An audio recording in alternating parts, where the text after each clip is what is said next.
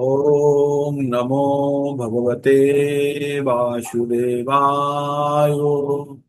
ओम नमो भगवते वासुदेवाय। ओम नमो भगवते वासुदेवाय। ओम अज्ञानतिमिरन्धस्य ज्ञानञ्जना शलाकया चक्षुरुन्मीलितं येन तस्मै श्रीगुरुवे नमः। हरे कृष्णा। तो सभी भक्तों को सश्रद्ध प्रणाम। आज संडे, संडे মানে হচ্ছে আমাদের বিশেষ দিন। আজ ডিভোটিস দিন। আজ আপনারা বলবেন, আমরা সবাই শুনবো, একজন একজন করে বলবেন, অন্যরা শুনবো। আপনাদের সারা সপ্তাহের প্রস্তুতি, সারা সপ্তাহে আপনারা কি গেইন করলেন সেটা জানা দরকার। তাই বেশি আর কথা না বলে আজকে বন্ধন প্রভু চালনা করেন। এই প্রোগ্রামটা বন্ধন প্রভুর ইচ্ছা প্রসূত এবং তিনি সম্পূর্ণভাবে সেটিকে মনিটর করেন। তাই প্রভুর হাতে আমি মাইক দিয়ে দিলাম, আর কথা না বলে প্রভু চালু করুন। হরে কৃষ্ণ। আনমিউট করলেন প্রভু। হরে কৃষ্ণ। প্রভুজি দণ্ডবাদ প্রণাম। সমগ্র ভক্তবৃন্দের চরণে আমার দণ্ডবাদ প্রণাম।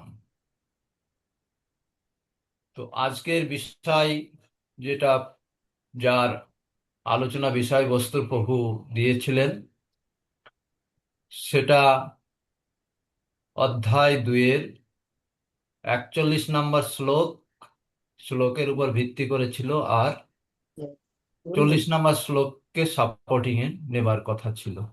আমার কাছে নাম তো একমাত্র ডিএন মাহাতো প্রভুজির এসছে, আর বিনতা মাতাজির, আর এখনো পর্যন্ত নাম আসেনি। আপনারা যারা যারা ইচ্ছুক একটু হ্যান্ড রেজ করবেন, তাহলে আমার সুবিধা হবে। একবার আমি এই শ্লোক দুটি একবার পড়ছি। শ্লোক 41। ব্যবসায়িকা বুদ্ধির একঃ কুরু নন্দনাঃ বহু শাকাহনন্তাশ্চ বুদ্ধয় ব্যবসায়িনম।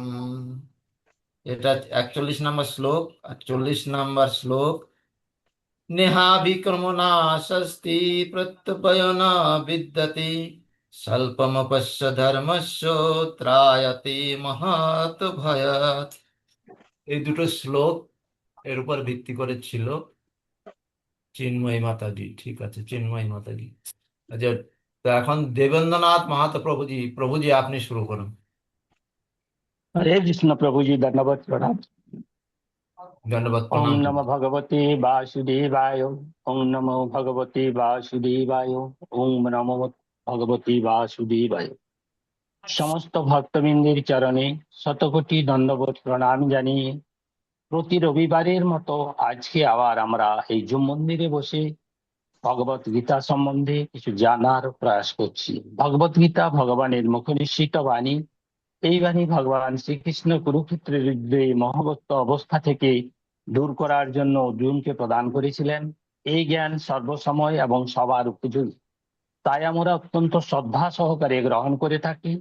এই জ্ঞান গ্রহণ করতে হলে আমাদের সর্বদা প্রামাণিক গ্রন্থ বা সদ্গুরুর সংস্পর্শে আসতে হবে এবং পূর্ণ আস্থা ও বিশ্বাস রাখতে হবে, তবে এই জ্ঞান অর্জন করা যায়। তার জন্য অনেক কষ্ট ভোগ করতে হবে। এটা ভগবানের করুণা ছাড়া সম্ভব নেই। ভগবত গীতার এই জ্ঞান শিক্ষার আগ্রহ আপনা আপনি আসে না, কোনো ভগবানের প্রতিনিধি বা কারো দয়াতে আজকে আমরা আমাদের মধ্যে ইচ্ছা প্রকাশ করেছে। এটা প্রকৃতির সতরজ ও তম গুণের প্রভাবের দ্বারা সম্ভব হয়েছে। আর এই প্রকৃতির তিনটি গুণ কিভাবে আমাদের শরীরের মধ্যে উৎপন্ন হয় সেটা আমরা পরে বিস্তারিত জানবো। ভগবান আমাদের শরীরটা দিয়েছে, সেটা যদি প্রকৃত অর্থে ব্যবহার করতে না পারি তবে মনুষ্য জীবনের অর্থ সাধিত হবে না। আমাদের এই শরীরটা আত্মার বাহন। আমাদের এই শরীরটা যদি আত্মাকে বহন করে তার গন্তব্যস্থানের দিকে নিয়ে না যায় তবে সঠিক জায়গাতে পৌঁছাতে পারবে না। তাই সঠিক জায়গা হচ্ছে ভগবত ধাম। আর এই শরীরটাকে তিনটা স্তরে রয়েছে। প্রথম হচ্ছে আত্মা, তারপর সূক্ষ্ম শরীর। আর এই সূক্ষ্ম শরীর হচ্ছে মন বুদ্ধি অহংকার দিয়ে তৈরি। আর এই সূক্ষ্ম শরীরটা আত্মার অন্তর্বাস স্বরূপ, যেটাকে বাইরে থেকে দেখা যায় না, তার প্রতিফলন আমরা বিভিন্ন কাজের মাধ্যমে দেখতে পাই। তাই এই সূক্ষ্ম শরীর বাইরে একটা শরীর আছে, সেটা হচ্ছে স্থূল শরীর। এটা পঞ্চভূত, মাটি জল বায়ু অগ্নি আকাশ দিয়ে তৈরি, আর এই স্থূল শরীর দ্বারা আমাদের বাহ্যিক কর্ম করতে পারি, আর জড়জাগতিক কর্মগুলি আমাদের ইন্দ্রিয় সমূহ দ্বারা পরিচালিত হয়। বর্তমানে আমরা দ্বিতীয় অধ্যায়ে কর্মযোগে প্রবেশ করেছি। আজকে আমাদের আলোচ্য বিষয় শ্লোক নম্বর 241। সুতরাং আলোচ্য বিষয় যাওয়ার আগে পূর্বপাঠ সম্বন্ধে বা 40 শ্লোক সম্বন্ধে কিছু বলার প্রয়াস করছি। ন্যায়াবিক্রমণাৎ সোহস্তি প্রত্যাবায়তে না বিদ্যতে স্বল্পমপস্য ধর্মস্য ত্রায়তে মাহাতো ভয়াৎ। ভক্তিযোগের অনুশীলন কখনো ব্যর্থ হয় না এবং কোনো ক্ষয় নেই। তার স্বল্প অনুষ্ঠানের ফলে তার মহাভাব থেকে পরিত্রাণ লাভ করা যায়। একবার আমরা নিষ্কাম কর্মযোগে প্রবেশ করেছি। নিষ্কাম কর্মযোগীরা মন, কায়, বাক্য, শরীর দিয়ে যে কোনো কাজ করে। এই পথে যারা সামান্য অগ্রসর হয়েছে তারা ফেরত আসার কোনো কারণ নেই। পরবর্তী জীবনে যেখান থেকে ভক্তির পথ ছেড়ে দেওয়া হয়েছে সেইখান থেকেই শুরু হবে। তেমনি আমাদের জীবনও এমন কোনো কর্মকাণ্ড করি তার ফলে ভক্তির পথ যদি সামান্য অগ্রগতি হয়ে থাকে তার কোনো ক্ষয় নাই। তখন আমাদের পরবর্তী জীবন যেখান থেকে শুরু হওয়ার সুযোগ পাবে। আমাদের জীবনের সব থেকে বড় ভয় মৃত্যু ভয়। এই মৃত্যু ভয় থেকে কেউ বাঁচতে পারে না। সবাইকে একদিন না একদিন মরতে হবে। আর যার সামান্য ধর্মের পথে অগ্রসর হয়ে থাকে তার মৃত্যুকে ভয় করে না, কেননা তারা জানে না যে মানুষ মারা গেলে তারা আবার একটা নতুন জীবন পাবে, কাজে দুঃখ করার কোনো কারণ নেই। এই সম্বন্ধে 8 নম্বর অধ্যায়ে বিস্তারিত জানবো এবং 8-5 বলেছে মৃত্যুর ভয়। মৃত্যুর সময় যে যাকে মনে করে মৃত্যুবরণ করে তার পরবর্তী জীবন সেইখান থেকেই শুরু হয়। সুতরাং যদি ভক্তিযোগের মাধ্যমে সামান্য অগ্রসর হয়ে যায় তার ক্ষয় নেই। আর যারা ভক্তিযোগী ভক্তিযোগ করতে করতে হয়ে যে তারা পরম লক্ষ্য অর্জন করতে পারে না।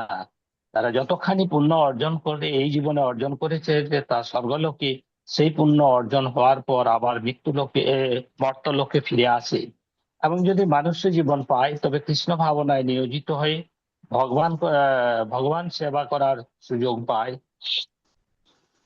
তবে সদ্ব্রাহ্মণ ও বিত্তশীল পরিবারে জন্মগ্রহণ করার উন্নতি সাধন করার সুযোগ পায়। আজকে শ্লোক ব্যবসায়ী আত্মিকা বুদ্ধি এহে ন করুনন্দন বহু শাখা অনন্তশ্চ বুদ্ধ ব্যবসায়িক মার্গ। ব্যবসায়ী নাম যারা এই পথে অবলম্বন করেছে তাদের নিশ্চয়ই আধ্যাত্মিক বুদ্ধি একনিষ্ঠ স্থির চিত্ত ও সমকাম ব্যক্তিদের বুদ্ধি বহু শাখা বিশিষ্ট ও বহুমুখী। এই শ্লোকে শ্রীকৃষ্ণ অর্জুনকে বুঝিয়েছেন যে জীবনের পরম লক্ষ্য ঈশ্বর লাভ বা আধ্যাত্মিক উপার্জন ও উপলব্ধি অর্জুনের মন ও বুদ্ধি একমুখী করা অত্যন্ত জরুরি। যাদের লক্ষ্য স্থির থাকে না তাদের বুদ্ধি নানা দিকে ধাবিত হয় এবং তারা বিভ্রান্তি হয়ে পড়ে। ব্যবসায়িক বুদ্ধি, তাহলে ব্যবসায়িক বুদ্ধি কাকে বলছে? কৃষ্ণ ভাবনার মাধ্যমে কেবল জীবের সর্বোচ্চ স্তরে পৌঁছানো যাবে এই দৃঢ় বিশ্বাসকে বলে ব্যবসায়িক বুদ্ধি। বিশ্বাস মানে কোনো সুমহান বিষয়ে অচল অবস্থা। যখন কেউ কৃষ্ণ ভাবনায় কর্তব্য পালনে নিয়োজিত থাকে তখন তার বংশ পরম্পরা বা জাতি ও দেশের প্রতি দায়বদ্ধতার পরিপ্রেক্ষিতে জড়জগতের সঙ্গে সম্পর্কিত কোনো কিছুর জন্য কর্ম করার প্রয়োজন থাকে না। সকাম কর্ম হচ্ছে পূর্বকৃত ভালো ও মন্দের কর্মফল অনুসারে সম্পাদিত কার্যকলাপ। কৃষ্ণ ভাবনার উন্মেষ হলে আর ভালো মন্দের জন্য আলাদাভাবে কর্ম করার প্রয়াসের প্রয়োজন হয় না। জড়জাগতিক ভাবনা থেকে অব্যাহত লাভে কৃষ্ণ ভাবনা স্বচ্ছ প্রাপ্তি ও কৃষ্ণ ভাবনা বিফল হতে থাকলে স্তরে উপনীত হওয়া যায়। উদাহরণস্বরূপ হিসাবে বলা যেতে পারে একজন ব্যক্তি যদি 10 ফুট করে 10টা গর্ত করে আর অন্যজন ব্যক্তি যদি 100 ফুট গর্ত করে, সুতরাং তাহলে প্রশ্ন হচ্ছে প্রথমে কে জল পাবে? সেই জন্য আমাদের মনকে একনিষ্ঠ করে একই জায়গাতে স্থির করতে হবে। তাই এই ফলে আজকে সারাংশ ফলের আশা না করে নিজের কর্তব্য ও ধর্ম পালন করলে তা আধ্যাত্মিক পথে চিরস্থায়ী অগ্রগতি নিশ্চিত করা যায়, কখনো বিফল হয় না। জীবনের চরম লক্ষ্য পৌঁছাতে হলে সমস্ত চিন্তা একত্রিত করে দৃঢ় সংকল্পের সাথে কাজ করাই একমাত্র উপায়। তাই প্রতিদিন এই জম মন্দিরে বসে 4টি নিয়ম মেনে গভীর শ্রদ্ধা সহকারে মালা জপ করছি, যাহাতে আমার আধ্যাত্মিক পথ চিরস্থায়ী হয় সেই পথে অগ্রসর হওয়ার প্রয়াস করছি। হরে কৃষ্ণ প্রভুজি। হরে কৃষ্ণ প্রভুজি, ধন্যবাদ প্রভুজি। প্রভুজি খুব সুন্দরভাবে শুরু করেছেন এবং সমাপ্ত করেছেন। তো আমি জগদীশ গোবিন্দ প্রভুজিকে অনুরোধ করব লাইট অন করবার জন্য। প্রভুজি। প্রভুজি একটা খুব সুন্দর উদাহরণ দিয়েছে, আপনারা কারা কতখানি বুঝতে পেরেছেন আমি জানি না। প্রভুজি বলেছেন বুদ্ধিকে একনিষ্ঠ করতে হলে একদিকে চালিত করতে হবে, 10 দিকে বিক্ষিপ্ত না করে। তার একটা উদাহরণ বলেছেন যে 10টা গর্ত খুঁড়ে জল নাও পেতে পারেন, 10 ফুট করে 10টা গর্ত খোঁড়ার পরিবর্তে যদি কেউ 100 ফুটের গর্ত খুঁড়ে ফেলে, একটা গর্ত, তাহলে জল পাওয়ার সম্ভাবনা বেশি থাকবে, তাই তো? প্রভু তাই বলতে চেয়েছে। তার মানে আমরা কোনো কাজ করতে গিয়ে এটা হলো না, ওটা হলো না, ওটা হলো না, ওটা হলো না, সব দিকে বিক্ষিপ্ত হওয়ার পরিবর্তে যদি আমরা একটা কাজে একটু ধৈর্য সহকারে স্থির থাকি, সেই কাজটি বুঝি সম্পন্ন করতে পারবো। খুবই গুরুত্বপূর্ণ ভাবে এটা বুঝতে হবে আমাদেরকে। আর Prabhuji introduction, body of the matter এবং উপসংহার সবগুলোই সুন্দরভাবে টেনেছেন। আপনাদের আমি সব সময় বলবো, উপলব্ধি স্তরের কথা বলি। উপলব্ধি, উপলব্ধি, উপলব্ধি মানে আপনারা কি বুঝেছেন, আপনাদের বোঝাপড়া, আপনাদের কি feelings, that is very important. তো ওই জায়গাটা আপনাদের কিন্তু 1 মিনিট, 1.5 মিনিট, 2 মিনিট রাখতে হবে 5 মিনিটের লেকচারের মধ্যে। আমরা তো শিখছি, শিখে আমরা জ্ঞান প্রাপ্ত করছি, আর এই জ্ঞান আমার নিজের উপরে প্রয়োগের ফলে আমার মধ্যে কি পরিবর্তন হচ্ছে, সেই জায়গাটা খুবই ইম্পর্টেন্ট। আমার কি উপলব্ধি হচ্ছে, আমি কি বুঝছি, সেটা খুবই জানা প্রয়োজন। কারণ আপনারা বই দেখে সুন্দরভাবে প্রেজেন্ট করে দেবেন, খুব ভালো লাগছে শুনতে, সেটা অবশ্যই ভালো। তার থেকেও ভালো হবে যে তার সঙ্গে আরেকটু জুড়ে দেবেন যে আপনি কোন স্তরে এখন আপনার উপলব্ধিটা গিয়ে দাঁড়িয়েছে। তাতে অন্যদেরও সুবিধা হবে, অন্যরাও বুঝতে পারবে তারা কে কোথায় আছে, তাই না? খুব সুন্দর আপনাদের প্রেজেন্টেশন গুলো, আমার সত্যি ভালো লাগে। নতুন নতুন জিনিস শিখতে পারি আপনাদের থেকে। হ্যাঁ, নেক্সট প্রভুজি। বিনতা মাতাজি, পরবর্তী বিনতা মাতাজি। হরে কৃষ্ণ প্রভু। হরে কৃষ্ণ। ওম নমো ভগবতে বাসুদেবায়। প্রভুজিকে আমার দণ্ডবত প্রণাম ও উপস্থিত সকল বৈষ্ণব ভক্তগণের চরণে দণ্ডবত প্রণাম। আজ আমি দ্বিতীয় অধ্যায়ের ভূমিকাহীন ভাবে দ্বিতীয় অধ্যায়ের 41তম শ্লোকের ব্যাখ্যা করব। ব্যবসায়িত্তিকা বুদ্ধি একৈহ কুরুনন্দনা বহু শাখা হিতাঞ্চা চ বুদ্ধয়া ব্যবসায়িনাম। অর্থাৎ হে কুরুনন্দন, এই কর্মযোগের নিশ্চয়িকা বুদ্ধি একই, পরন্তু ফলকামী অস্থির চিত্তদের বুদ্ধি বহু শাখা বিশিষ্ট ও অনন্ত। ব্যবসায় শব্দটি একটি দার্শনিক অর্থে ব্যবহৃত হয়। ব্যবসায়িত্তিকা বুদ্ধির অর্থ নিশ্চয়িত্তিকা বুদ্ধি, অর্থাৎ সেই বুদ্ধি দ্বারা সত্যাসত্য নির্ণয় হয়। প্রসঙ্গত ইন্দ্রিয়, মন ও বুদ্ধির কার্যের পার্থক্য কি সেটা একটু দেখা যাক। রূপ, রস, শব্দ, গন্ধ, স্পর্শ, এই 5টি হলো ইন্দ্রিয় ভোগ্য বিষয়। এদের প্রতি চক্ষু, জিহ্বা, কর্ণ, নাসিকা ও ত্বক, এই 5টি জ্ঞানেন্দ্রিয়ের পারস্পরিক আকর্ষণ অতি স্বাভাবিক। এখানে মাত্র এইটুকু জানা দরকার, উক্ত রস, উক্ত রূপ রসাদি ভোগ্য বিষয়গুলি নিজ নিজ ইন্দ্রিয়গণের সামনে উপস্থিত হওয়া মাত্র ইন্দ্রিয়গণ তাদের ভোগ করার জন্য অতি মাত্রায় চঞ্চল হয়ে ওঠে। যেমন সুন্দর রূপ দেখলেই চক্ষু তৎক্ষণাৎ আকৃষ্ট হয়ে পড়ে, কিন্তু ইন্দ্রিয়গণের রাজা হচ্ছে মন। রাজার সম্মতি ও সহযোগিতা ছাড়া চক্ষুর ইন্দ্রিয়ের এই ভোগ প্রবৃত্তি কখনো সার্থক হতে পারে না। চক্ষু তাই রূপটি দেখে মনের নিকট তার সংবাদ পৌঁছে দেয়। মনের আবার ভালো মন্দ বিচারের ক্ষমতা নেই। রাজারা সাধারণত মন্ত্রীর পরামর্শ মতো কাজ করে। মন তাই বিষয়বস্তুটি মুহূর্তের মধ্যে তার মন্ত্রী বুদ্ধির নিকট পৌঁছে দেয়। বুদ্ধির তখন কাজ হয় বস্তুটি গ্রাহ্য বা ত্যায্য বিচার করে মনকে নির্দেশ বা সূচনা দেওয়া। বুদ্ধির কাছ থেকে সূচনা পেয়েই মন তখন চক্ষুরূপী ইন্দ্রিয়ের সহায়তায় বস্তুটি ভোগে প্রবৃত্ত হয়। এই কাজগুলি এত তড়িৎ গতিতে সম্পন্ন হয় যে অত্যন্তিক সূক্ষ্ম দৃষ্টি ছাড়া এদের কাজের পার্থক্য বোধটি ধরা যায় না। এটাও জানা দরকার, বুদ্ধি সবসময় যে সদুপদেশ বা নির্ভুল সূচনা দেয় তা নয়, কারণ মানুষের বুদ্ধি সাত্ত্বিক, রাজসিক ও তামসিক ভেদে 3 প্রকার। এখানে বুদ্ধিকে স্থির ও একনিষ্ঠ এবং অস্থির ও বহুমুখী এই 2 ভাগে ভাগ করা হয়েছে। শ্রী ভগবান বলেছেন, যারা নিষ্কাম কর্মী তাদের ব্যবসায়িত্বিকা বুদ্ধি স্থির ও একনিষ্ঠ, আর যারা সকাম কর্মী তাদের বুদ্ধি অব্যবসায়িত্বিকা বা বহুমুখী। স্থির বুদ্ধি ব্যক্তিরা বিবেক জ্ঞান সম্পন্ন। তারা তাদের মোহমুক্তি নির্মল বুদ্ধি দ্বারা উপলব্ধি করেন। ঈশ্বরই একমাত্র সৎ ও অদ্বিতীয় এবং এই রসস্বরূপ ও অনন্ত আনন্দ ও শান্তির উৎস ও আধার। তাই তারা নশ্বর বিষয় বাসনা পরিহার করে রসস্বরূপ ভগবানে অনুরক্ত হয়ে তাতেই স্থির ও সমাহিত হন। পক্ষান্তরে যারা ভোগী ও বিষয়াসক্ত তাদের মন নিরন্তর চঞ্চল ও নানা দিকে ধাবিত, কারণ তাদের কাম্য ও ভোগ্য বিষয়গুলি এক নয়, বহু। ভগবান 40তম শ্লোকে বলেছেন, নেহাবি ক্রমণাস্বস্তি প্রত্যাবায়ন বিদ্যতে প্রত্যবায়ন বিদ্যতে স্বল্পম পশ্য ধর্মস্য ত্রায়তে মহত্ব ভয়ৎ। অর্থাৎ জগতে এই সমবুদ্ধিরূপ ধর্মের প্রচেষ্টা নষ্ট হয় না, এই কর্মের কোনো বিপরীত ফলও হয় না, এবং এই ধর্মের অল্প আচরণ ও মহাভয় হতে রক্ষা করে। সকামভাবে করা কর্মে মন্ত্র উচ্চারণ, যজ্ঞবিধি ইত্যাদিতে যদি কোনো ন্যূনতা থাকে তবে তার ফল বিপরীত হয়। কিন্তু যে ব্যক্তি এই সমবুদ্ধিকে নিজ অনুষ্ঠানে আনার চেষ্টা করে তার চেষ্টার অনুষ্ঠানের কখনো বিপরীত ফল হয় না, কারণ তার অনুষ্ঠানে ফলের ইচ্ছা থাকে না।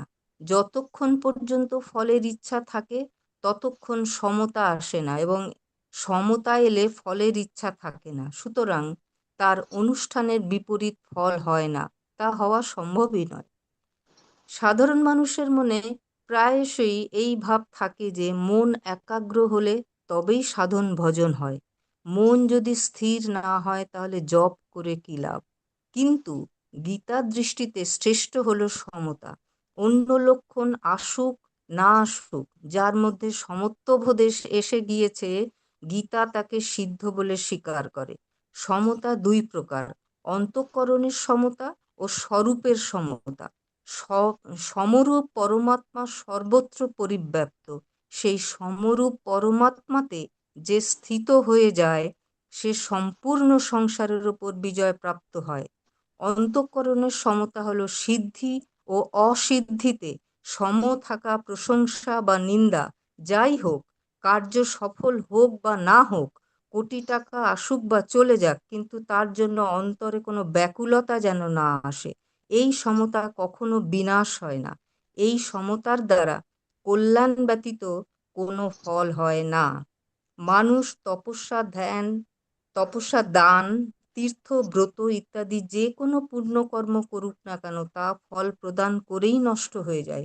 কিন্তু সাধন করতে করতে অন্তঃকরণে যদি সামান্যতম নির্বিকার ভাব আসে তবে তার বিনাশ হয় না। সেই জন্য সাধনায় সমতা যত উচ্চ বস্তু, মনের একাগ্রতা তত উচ্চ বস্তু নয়। মন একাগ্র হলে সিদ্ধিপ্রাপ্ত হতে পারে কিন্তু কল্যাণ হয় না। কিন্তু সমতা এলে মানুষ সংসার বন্ধন থেকে সহজেই মুক্ত হতে পারে। এই প্রসঙ্গে ভগবান পঞ্চম অধ্যায়ে 3য় শ্লোকে বলেছেন, জ্ঞেয় স নিত্য সন্ন্যাসী যৌন দেষ্টি ন কাঙ্ক্ষতি নির্দ্বন্দ্ব হি মহাবাহ সুখং বন্ধাত প্রমুচ্যতে। অর্থাৎ, হে মহাবাহ, যিনি কোনো কিছুর আকাঙ্ক্ষা করেন না, কোনো কিছুর প্রতি যিনি দ্বেষ ভাবও রাখেন না, তাকেই আদর্শ সন্ন্যাসী বলে জেনো। এরূপ রাগ দ্বেষাদি দ্বন্দ্বশূন্য শুদ্ধচিত্ত পুরুষ অনায়াসে সংসার বন্ধন হতে মুক্তি লাভ করেন। আমরা ঘোরতর সংসারী কামনা বাসনায় জর্জরিত। কবে ভগবান আমাদের কৃপা করবে? ভগবান কবে আমায় কৃপা করবে? যখন ভগবানের সেবায় থাকি তখন সব ভুলে থাকি, তারই সেবায় নিয়োজিত থাকি, তার চরণ কমলে মন তখন থাকে। তারপরে ঠাকুরঘর থেকে বেরিয়েই একাকার, পুনর্মূষিক ভব।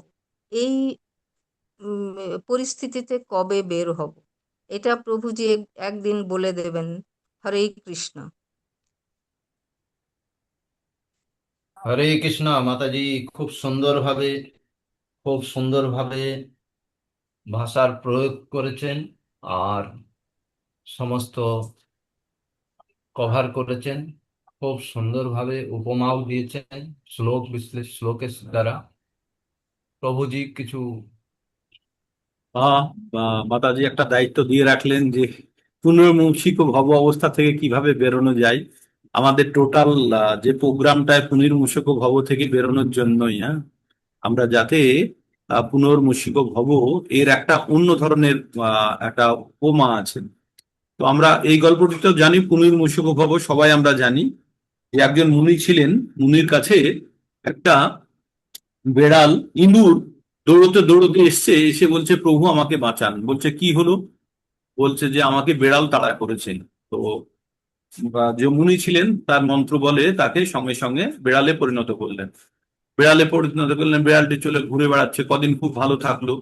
থাকার ফলে তারপরে আবার একদিন দৌড়তে দৌড়তে এসে বলছে, প্রভু আমাকে বাঁচান। বলছে, কেন, কি হলো? এখন আবার কি হলো? বলছে, আমাকে কুকুরে তাড়া করেছে। তো বলছে, তাহলে কি চাস তুই? বলছে, আমাকে কুকুর বানিয়ে দিন। কুকুর বানিয়ে দিয়েছে। এবার কুকুর চলতে চলতে, কুকুর তো ঠিকই চলছিল, কুকুরের মধ্যেও মারামারি হচ্ছে, তারপরে একদিন বাঘে তাড়া করেছে। তো বলছে, প্রভু আমাকে আমাকে বাঘ বানিয়ে দিন, আমাকে নাহলে বাঘে খেয়ে ফেলবো। তো মুনি মন্ত্র পড়ে তাকে বাঘ বানিয়ে দিয়েছে, মানে সর্বোচ্চ ক্যাপাসিটিতে হিংস্র প্রাণী শব্দ। তো বাঘ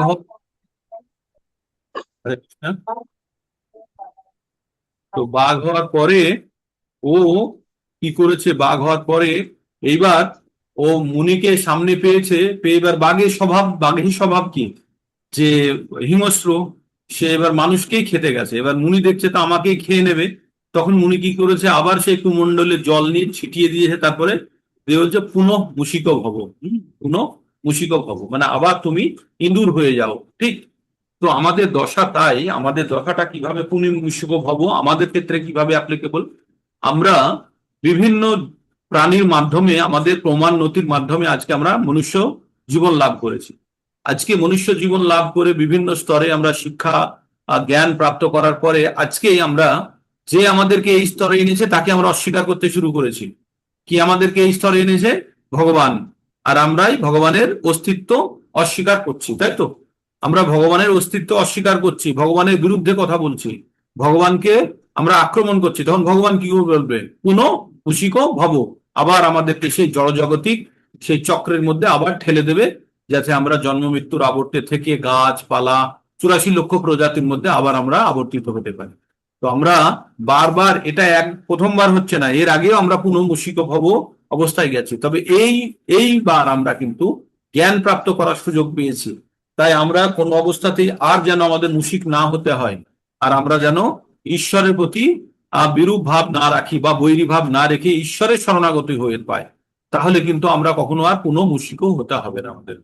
তাই আমরা প্রতিদিন সকালে ভজনা করি, ভগবানের ভজনা, 4টে নিয়ম পালন, আর মালা জপ, নিয়মিত মালা জপ, ভগবানের কথা শোনা, ভগবানের কথা কীর্তন করা, আর অন্যদেরকে শোনানো। এগুলো করলেই মাতাজি আমরা জন্ম মৃত্যু আবর্ত থেকে বেরিয়ে যেতে পারবো, আমরা পুনঃ মুশিকর হতে হবে না। তাহলে আমাদের কি করতে হবে?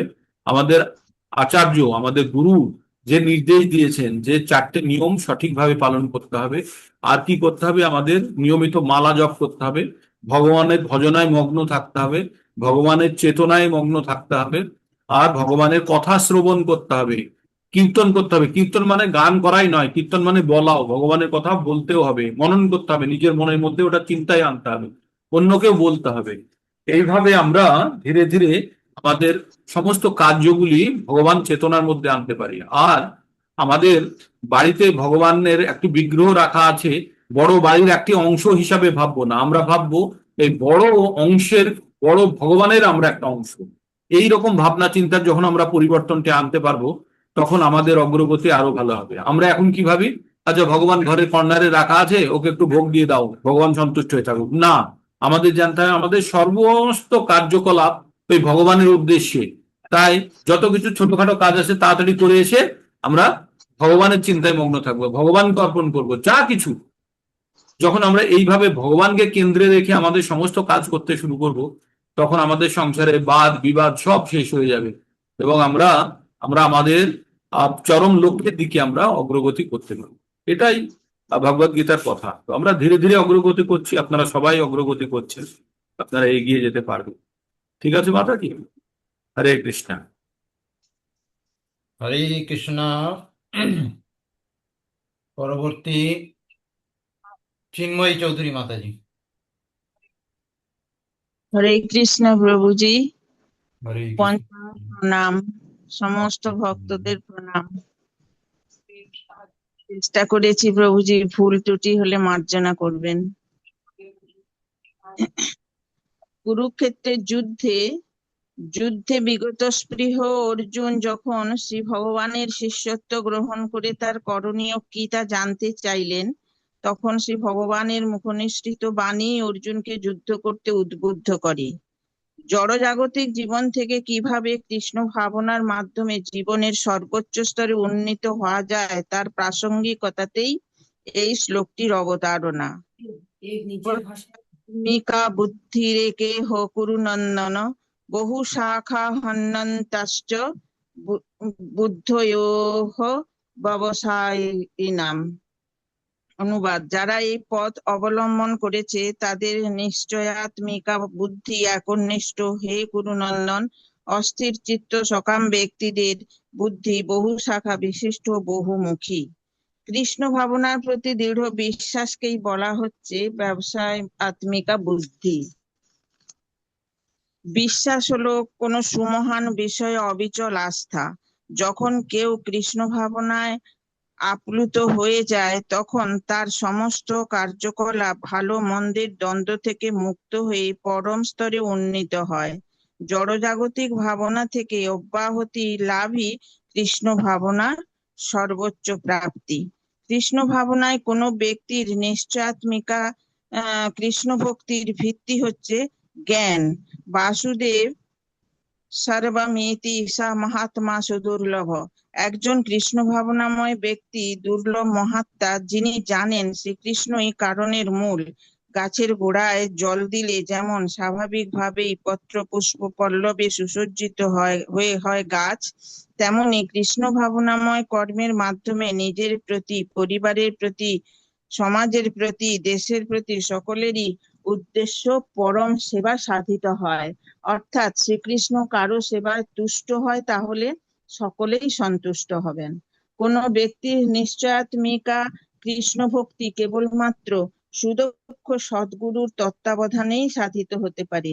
একজন সুযোগ্য গুরুদেবই একমাত্র পারেন শিষ্যের মনোভাব বুঝে তাকে ভগবৎ সেবায় নিয়োজিত করতে।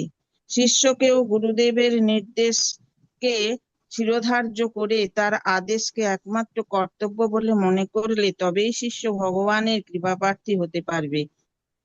তাই শ্রীল বিশ্বনাথ চক্রবর্তী শ্রী গুরুবাষ্টকমে বলেছেন, যস্য প্রসাদাদ ভগবৎ প্রসাদ, যস্য প্রসাদান্ম গতি কৌতুপি, ধ্যায়ংস্তবংস্তস্য যশস্য সন্ধং বন্দে গুরু শ্রী চরণারবিন্দম।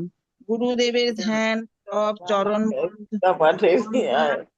ঢুকি নেই, ওয়াইফাই নাই তো। ভক্তির উন্মেষ ঘটে। এই ভক্তির অনুশীলন কখনো ব্যর্থ হয় না। তাই দ্বিতীয় অধ্যায়ের 40 নম্বর শ্লোকে শ্রী ভগবান বলেছেন, নেহাভিক্রমনাশয়স্তি প্রত্যাবায় ন বিদ্যতে স্বল্পমাপ্যস্য ধর্মস্য ত্রায়তে মহত ভয়াৎ। অর্থাৎ কৃষ্ণ ভাবনাময় কর্ম সম্পাদন বা শ্রীকৃষ্ণের সেবা করাই সর্বোত্তম দিব্য কর্ম। জড়জাগতিক স্তরে অনুষ্ঠিত কার্যকলাপ সুসম্পন্ন না করতে পারলে তা ব্যর্থতায় পর্যবসিত হয়, কিন্তু কৃষ্ণ ভাবনাময় সেবা সুসম্পন্ন না হলেও তা বিফলে যায় না, তার সুফল হয় চিরস্থায়ী। কৃষ্ণ ভাবনার 1% কার্যকলাপেও স্থায়ী ফল প্রদান করে। কৃষ্ণ ভাবনাময় ভগবানের সেবায় নিয়োজিত মানুষের যখন বিনাশ হয় তখন ভগবানের সেবা করার সুযোগ পান। না হলে মনুষ্য জন্ম প্রাপ্ত হয়ে সৎ ব্রাহ্মণ বিত্তশালী ও সম্ভ্রান্ত পরিবারে জন্ম লাভ করার সুযোগ পায়। তাই 18 নম্বর অধ্যায় 46 নম্বর শ্লোকে শ্রী ভগবান বলেন, ইয়তঃ প্রবৃত্তির ভূতানাং ইয়েন সর্বমিদং ততম সকর্মণা তমর ভাষ্য সিদ্ধিং বিন্দতি মানব। অর্থাৎ পরমেশ্বর ভগবানের অবিচ্ছেদ্য অংশরূপে সকলেরই কর্তব্য ভগবানের সেবা করা, সর্বতোভাবে কৃষ্ণ ভাবনাময় হয়ে ভগবান শ্রীকৃষ্ণের ভক্তিযুক্ত সেবায় নিযুক্ত হওয়া। তাহলে ভগবানের কৃপায় তিনি অচিরেই পূর্ণ জ্ঞান লাভ করবেন। তাই শ্রী ভগবান বলেছেন, তেষামহং সমুদ্ধর্তা মৃত্যু সংসার সাগরাৎ ভবামি ন চিরাৎ পার্থ ময়ি আবেশিত চেতসাম। এই প্রকার ভক্তকে উদ্ধার করার ভার পরমেশ্বর ভগবান নিজেই গ্রহণ করেন। কিন্তু যার মন স্থির নয়, জড়জাগতিক বন্ধনে আবদ্ধ, সত্য রজ তম দ্বারা আচ্ছাদিত হয়ে রয়েছে, সে নানা রকম সকাম কর্মের দ্বারা বিক্ষিপ্ত হয়ে পড়ে। তাকে বারবার দুঃখালয়ের মধ্যেই ফিরে ফিরে আসতে হয়।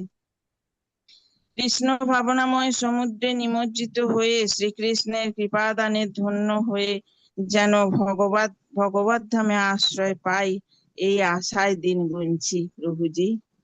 হরে কৃষ্ণ প্রভুজি। হরে কৃষ্ণ মাতাজি। খুব সুন্দরভাবে মাতাজি বলেছেন। তো আমাদের অন্তিমে কি, আমাদের অন্তিম লক্ষ্য কি? অন্তিম লক্ষ্য হচ্ছে ভগবত ধামের চরণাশ্রয় সেই ভগবানের জায়গা, না তদ ভাসয়তে সূর্য না শশাঙ্ক না পাবকঃ যদ গত্বা না নিবর্তন্তে তদ্ধাম পরমম মম। সেই ধাম যেখানে যেখানে সূর্য উদিত হয় না, না চন্দ্র আছে, যার জ্যোতিচ্ছটায় সেই ধাম পুরো আলোকিত হয়, যেখানে গেলে আর ফিরে আসতে হয় না, সেই ধামই আমাদের পরম লক্ষ্য। খুব সুন্দর বলেছেন। এরপর আমি অনুরোধ করব নেক্সট বিউটি মাতাজি। বিউটি হরে মাতাজি। কৃষ্ণ প্রভুজি, আপনি একটু চালিয়ে নিন। আমি একটু ইমার্জেন্সিতে অযোধ্যা সেকশন আমি ঢুকছি, ঠিক আছে? ঠিক আছে, আমি ঠিক আছে। তাড়াতাড়ি করে আপনারা কন্টিনিউ করুন, হ্যাঁ? বিউটি মাতাজি। হরে কৃষ্ণ প্রভু। হরে কৃষ্ণ মাতাজি। ও নমো ভগবতে বাসুদেবায়। এই জুম মন্দিরে সমস্ত ভক্তবৃন্দের কাছে আমার শতকোটি প্রণাম। আজকের আলোচনার বিষয় দ্বিতীয় অধ্যায় সাংখ্যযোগ 40-41 শ্লোক নিয়ে আমি কিছু বলতে চাই। ভুল ত্রুটি হলে ক্ষমা করবেন। 40 শ্লোকে ভগবান বলেছেন, এই কৃষ্ণ প্রেম ভক্তি যোগে অনুশীলন কখনো ব্যর্থ হয় না, তা কোনো ক্ষয় নেই। তার স্বল্প অনুষ্ঠানের ফলে মহাভয় থেকে পরিত্রাণ লাভ করা যায়। আমরা আমাদের ইন্দ্রিয়কে আনন্দ দেবার জন্য সারাদিন পরিশ্রম করে থাকি, আর এই ইন্দ্রিয়কে যতই সুখ ছন্দ দিই না কেন, এ আরো পেতে চাই। একে কখনো সন্তুষ্ট রাখা যায় না। তাই ভগবদ গীতা থেকে জানতে পারি যে শ্রীকৃষ্ণের সেবা করাই সর্বত্র দিব্য কর্ম। কেউ যদি অল্প পরিমাণে ও ভগবানের সেবা করতে শুরু করে, তাতেও কোনো ক্ষতি নেই। সেই স্বল্প সেবার কোনো অবস্থাতেই বিফলে যায় না। কিন্তু জড়জাগতিক স্তরে অনুষ্ঠিত কার্যকলাপ সুসম্পন্ন না করতে পারলে ব্যর্থতার পর্যবসিত হয়ে থাকে। আজামিল কৃষ্ণ ভাবনায় সামান্য কিছু কর্তব্য কর্ম সম্পাদন করেছিলেন, কিন্তু অন্তিমে ভগবানের কৃপায় তিনি 100% সুফল লাভ করেছিলেন। জড় দেহের বিনাশের সঙ্গে সঙ্গে সব রকম জড় জাগতিক প্রতিষ্ঠা এবং প্রচেষ্টার লব্ধর ফল সমূহের বিনাশ ঘটে। আর ভগবানের সেবা করলে সে আবার মানুষ জন্ম পায়। এবং উচ্চ ব্রাহ্মণ বা ধনী ঘরে জন্ম নেয়, আবার ভগবানের সেবা করার সুযোগ পান। 41 নম্বর শ্লোকে ভগবান বলেছেন, শ্রীকৃষ্ণ ভাবনার মাধ্যমে কেবল জীবের সর্বোচ্চ স্তরে উন্নত হওয়া যাবে। এই দৃঢ় বিশ্বাসকে বলা হয় ব্যবসায় আত্মিকা বুদ্ধি। যেমন যারা ব্যবসা করে অল্প টাকার মাল কিনে বেশি টাকার মাল বিক্রয় করে, ঠিক তেমনি কৃষ্ণ ভক্তির ভিত্তি হচ্ছে জ্ঞান। একজন কৃষ্ণ ভাবনাময় ব্যক্তি দুর্লভ মহাত্মা, যিনি জানেন বাসুদেবী সমস্ত কারণের মূল। একটি গাছের গোড়ায় জল দিলে যেমন গাছের ডালা পালা পাতা ফুল সকলেই জল পাবে, আলাদা করে ডালা পাতা ফুল জল দিতে হয় না, তেমনি হলো কৃষ্ণ ভাবনাময় কর্মের মাধ্যমে নিজের পরিবারের প্রতি, সমাজের প্রতি, দেশের প্রতি সকলের উদ্দেশ্যে পরম সেবায় সাধিত হয়। তাই কৃষ্ণ ভাবনা উন্নত সাধন করতে হলে ধৈর্য ধরে মনকে একত্র করে ভগবানের প্রতিনিধি গুরুদেবের কথা মেনে তার আদেশ জীবনে একমাত্র কর্তব্য বলে মনে করে তার পালন করতে হবে। ঠিক যেমন বহু শাখা বিশিষ্ট একটি গাছের ডালে যদি ভারী কিছু বেঁধে দেওয়া যায়, তাহলে গাছের ডালাটি ভেঙে যাবে। আবার নারকেল গাছ একটি কাণ্ড, এই গাছ খুব শক্ত হয়। এই গাছের ডালায় ভারী কিছু বেঁধে দিলে সেটি ভেঙে যাবে না। ঠিক সেইভাবেই আমাদের 5টি ইন্দ্রিয়কে এবং তার বিষয় সমূহকে ভগবানের সেবায় যুক্ত করতে হবে। উপসংহার: গুরুদেব সন্তুষ্ট হলেই ভগবান সন্তুষ্ট হন। গুরুদেবের সন্তুষ্ট না হলে ভগবান সন্তুষ্ট হন না। তাই আমি আমার গুরুদেবের স্তব করি, ধ্যান করি, তার শ্রীচরণ বন্দনা করি। গুরুদেবের দেখানো পথ আমি মেনে চলি। হরে কৃষ্ণ। হরে কৃষ্ণ প্রভু। হরে কৃষ্ণ। মাতাজি খুব সুন্দরভাবে তুলনাগুলো দিয়েছেন, যেভাবে প্রভু আমাদের বোঝান। আর অবশ্যই গুরুদেবের কৃপা ছাড়া কোনো কিছুই সম্ভব না। গুরু ছাড়া আমরা ভগবানকে পেতে পারি না। গুরু সন্তুষ্ট হলে, গুরু কৃপা পেলে তবেই সম্ভব। খুব সুন্দর। পরবর্তী কবিতা দোলই মাতাজি। হরে কৃষ্ণ। আমি একটু সামান্য 2-4 লাইন বলতে চাই। বলুন মাতাজি। ওম নমো ভাগবতে বাসুদেবায়, ওম নমো ভাগবতে বাসুদেবায়, ওম নমো ভাগবতে বাসুদেবায়। গীতা হলো ভগবানের মুখ নিঃসৃত বাণী। এই গ্রন্থ যদি আমরা গুরু পরম্পরার কাছ থেকে শুনে জ্ঞান অর্জন করতে পারি ও বুঝতে পারি, তাহলে ভগবানকে আমরা বুঝতে পারবো। 41 নম্বর শ্লোক থেকে বলছি, ব্যবসায়ী আত্মিকা বুদ্ধি রেখেও কুরু নন্দন বহু শাখা ননস্তাশ্চ উদয় ব্যবসায়ী নাম। এখানে বলে যারা এই পথ অবলম্বন করেছে তাদের নিশ্চয়তা বুদ্ধি একনিষ্ঠ। হে কুরুনন্দন, অস্থির চিত্ত সকাম ব্যক্তিদের বুদ্ধি বহু শাখা বিশিষ্ট ও বহুমুখী।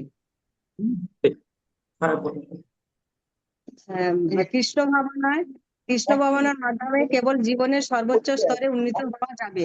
এই দৃঢ় বিশ্বাসকে বলা হয় ব্যবসায়িকা বুদ্ধি। আমাদের বুদ্ধি যদি এক বিন্দুতে স্থির করে কৃষ্ণ ভাবনা স্থিত হয়ে সমস্ত কার্যকলাপ ভালো মন্দের দ্বন্দ্বের প্রভাব থেকে মুক্ত হতে পারি, তাহলে আমরা পরম স্তর সাধিত হতে পারবো। জড় জাগতিক ভাবনা থেকে অব্যাহত লাভই কৃষ্ণ ভাবনার সর্বোচ্চ প্রাপ্তি। কৃষ্ণ ভাবনার কোনো ব্যক্তি নিশ্চয়তিকা কৃষ্ণ ভক্তির ভিত্তি হচ্ছে জ্ঞান। বাসুদেব সর্বমিতি মহাত্মারা সুদুর্লভ। একজন কৃষ্ণ ভাবনা ব্যক্তি সুদুর্লভ মহাত্মা, যিনি জানেন যে বাসুদেব বা শ্রীকৃষ্ণই সমস্ত কারণের কারণ। আমাদের উচিত ভগবানেরই ভগবানেরই উপর আমাদের একনিষ্ঠ হওয়া। এইভাবে বহু বহু ইন্দ্র তর্পণকারী জীবন অতিক্রম করার পর একজন মহাত্মা ভগবান শ্রীকৃষ্ণ বাসুদেবের শরণাগত হয়ে পরম সত্যকে উপলব্ধি করতে পারেন। অর্জুন ইতিমধ্যেই ভগবান শ্রীকৃষ্ণের চরণে আত্মসমর্পণ করে তাকে গুরু রূপে গ্রহণ করেছেন। শিষ্যস্ত হম সাধি শিষ্যস্ত অহম সাধি মাম তাম প্রপন্নম। 40 নম্বর শ্লোকে নেহাভিক্রম নাশস্তি প্রত্যবায় ন বিদ্যতে স্বল্প মৎস্য ধর্মস্য ত্রায়তে মহৎ ভয়াৎ।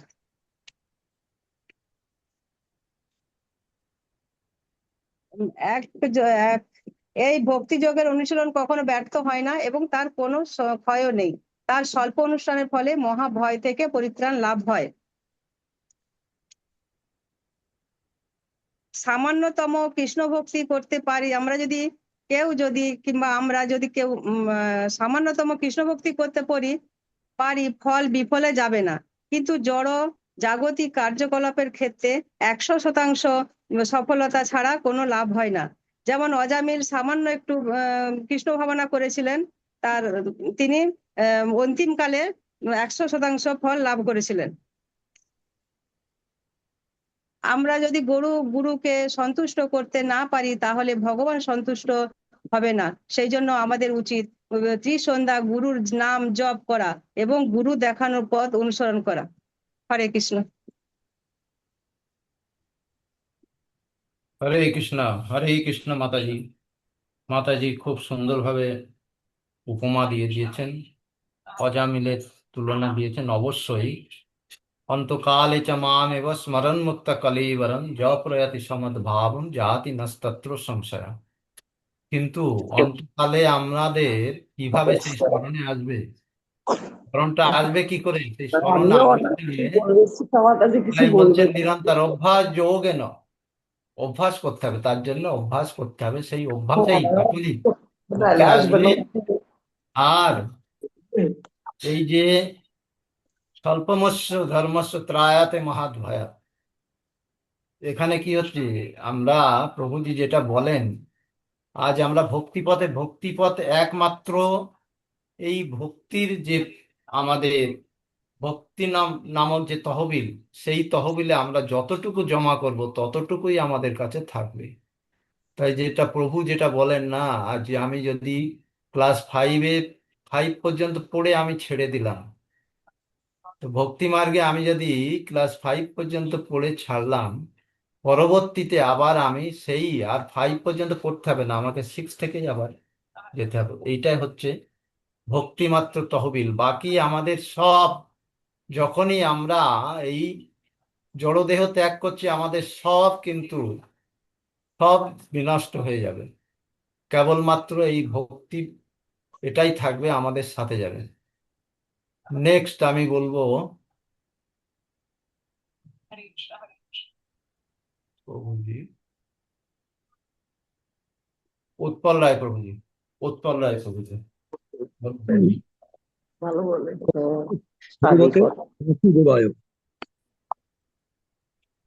দ্বিতীয় অধ্যায় 41 নম্বর শ্লোক। ব্যবসায়াত্মিকা বুদ্ধিরে কেহ কুরু নন্দন বহু শাখা অনন্তাস্য বুদ্ধয় অব্যবসায়ী নাম।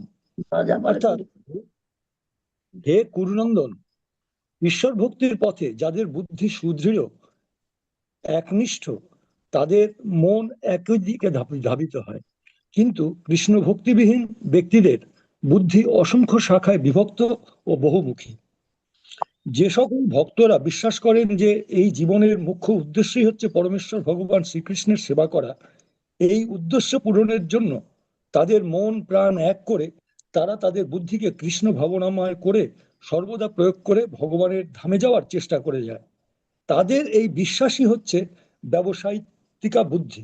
অপরদিকে জাগতিক স্তরে সকাম ব্যক্তিরা বহুমুখী, চঞ্চল ও অপরিণত বুদ্ধির কারণে সর্বদাই বিভিন্ন বিষয় নিয়ে চিন্তা ভাবনা করে ও কৃষ্ণ ভক্তির মর্ম বা শ্রীকৃষ্ণই যে এই বিশাল জগতের স্রষ্টা এবং প্রলয়ের কারণ তা উপলব্ধি করতে পারে না। কৃষ্ণ ভক্তিবিহীন এই সকল ব্যক্তিদের বুদ্ধিকেই অব্যবসায়ী নাম বলা হয়েছে। সমাজের মধ্যে সংসার ধর্ম পালনের ফলে আমাদের প্রত্যেকেরই কিছু দায়বদ্ধতা থাকে। সেই সকল কর্ম সম্পাদনের মাধ্যমে আমরা ভালো মন্দ বা পাপ পুণ্য করে থাকি। কিন্তু মানুষ যদি একবার ভগবান শ্রীকৃষ্ণের প্রকৃত জ্ঞান আহরণের চেষ্টা করেন বা ভগবৎ সেবায় নিজেকে উৎসর্গ করেন, তখন তাকে আর শুভ অশুভ বা পাপ পুণ্যের কথা ভাবতে হয় না। সদ্গুরুর তত্ত্বাবধানে ভক্তিযোগের অনুশীলন করতে হবে।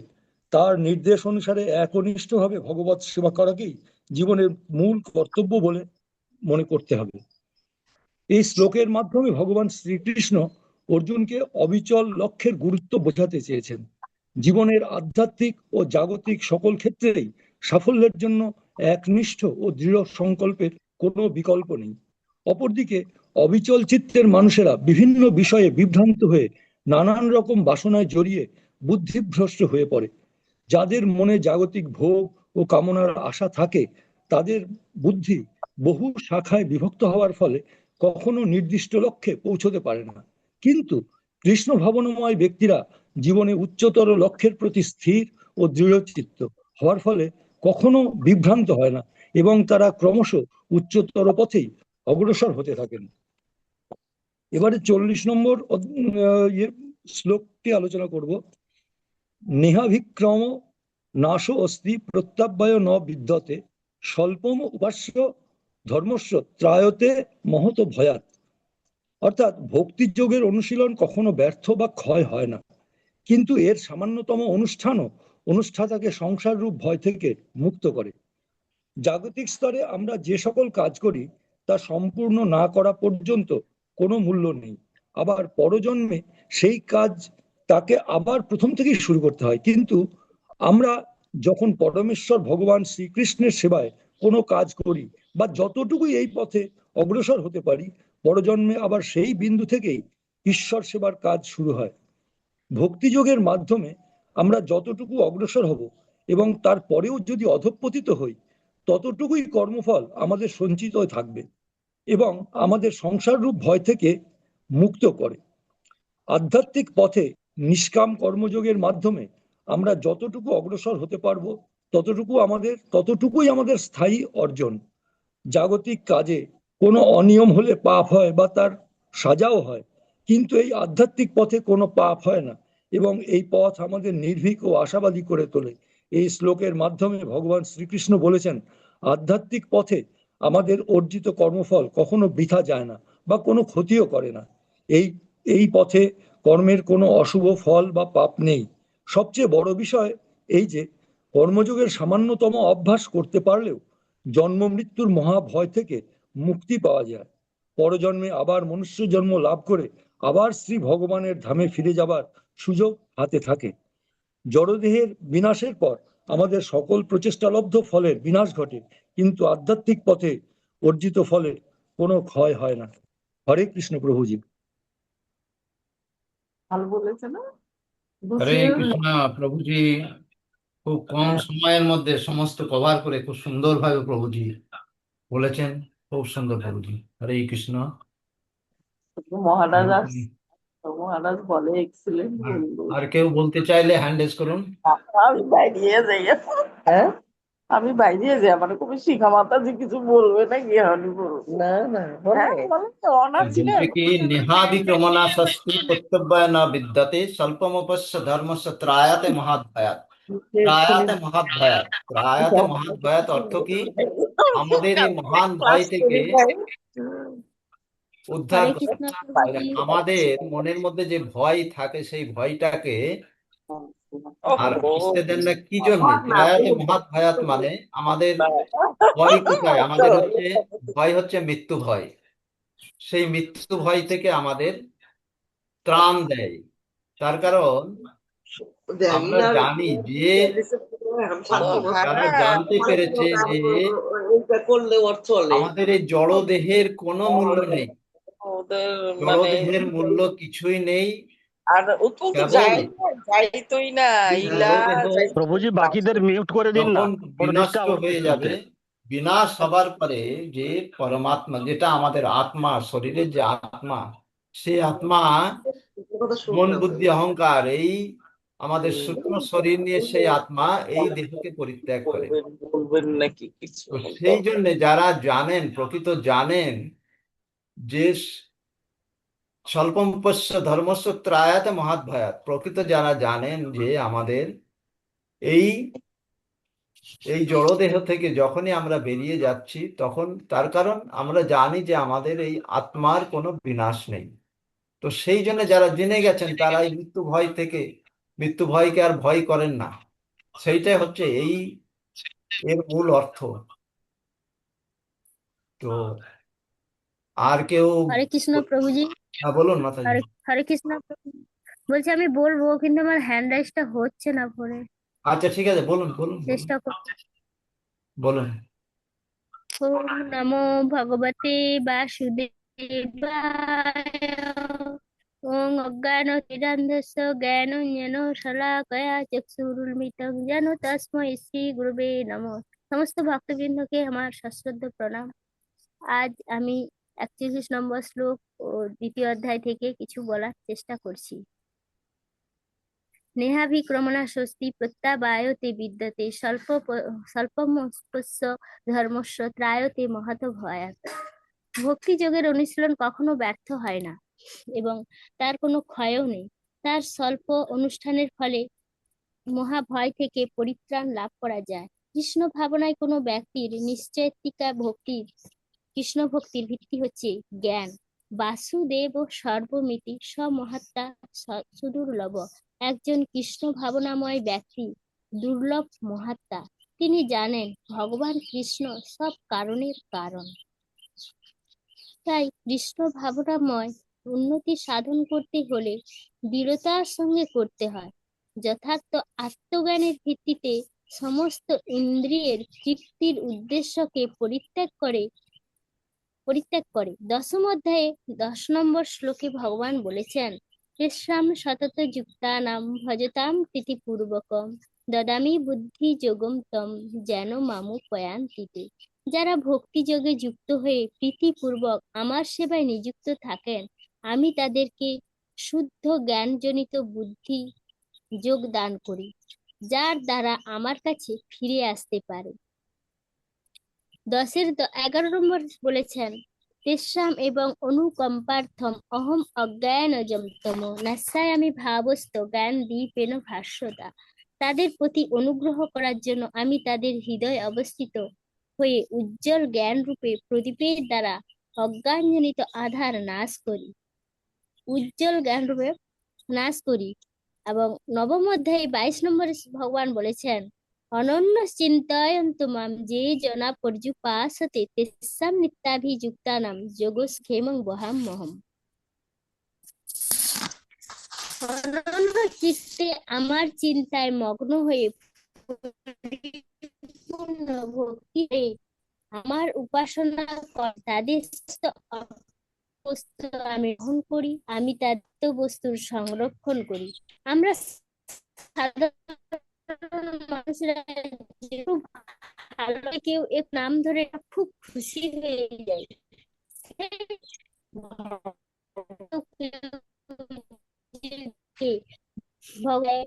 65 নম্বর শ্লোকে বলেছেন, মনমনা ভক্ত মরু মাম শিষ্যম তে প্রাণে নেটওয়ার্ক ডিস্টার্ব অর্থাৎ করছে তুমি মাতাজি। সদা আমায় স্মরণ করো, আমার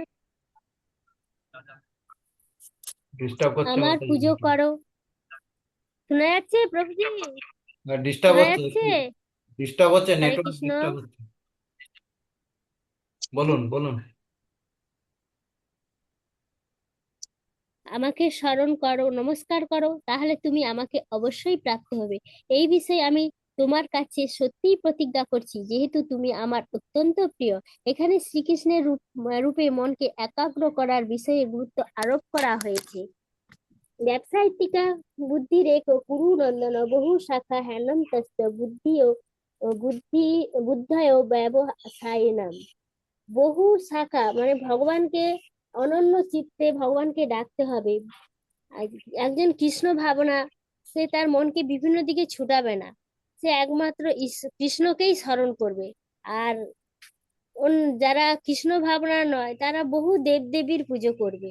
কেউ যদি কৃষ্ণ ভাবনা করে যতটা করে রাখবে, পরবর্তী জীবনে ঠিক সেখান থেকে শুরু করবে। কৃষ্ণ ভাবনায় কোনো ক্ষয় নেই।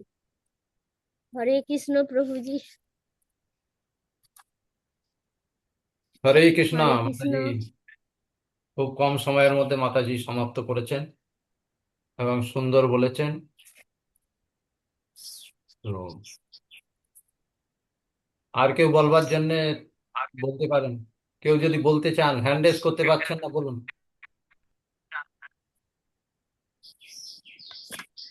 আর বলবার কেউ নেই, তাহলে আমরা এখানে সমাপ্ত করি।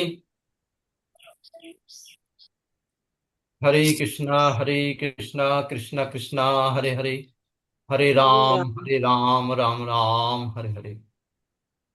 সবাইকে অশেষ অশেষ ধন্যবাদ। এরপর পরবর্তী যখন এই রবিবারে তো থাকবেই, আগের থেকে জানিয়ে দেওয়া হয়, আপনারা আগে থেকে প্রিপারেশন নেবেন এবং আগে আমার কাছে নামটা লিখিয়ে দিলে, মানে আমাকে যদি হোয়াটসঅ্যাপ করে জানিয়ে দেন তাহলে খুব সুবিধা হয়। এখানে আমরা সমাপ্ত করছি। প্রভুজি, হ্যাঁ ওই বলুন। কর্মনির্বাণে থাকবে মনে হচ্ছে, কর্মনির্বাধিকার হচ্ছে ওইটা। বলুন। বলছি কর্মনির্বাধিকার হচ্ছে ওইটাই থাকবে মনে হচ্ছে। ঠিক আছে, প্রভুজির সাথে আলোচনা করি। আচ্ছা। আর কেউ কিছু কিছু বলবেন? ঠিক আছে, এখানে শেষ করছি। হরে কৃষ্ণ।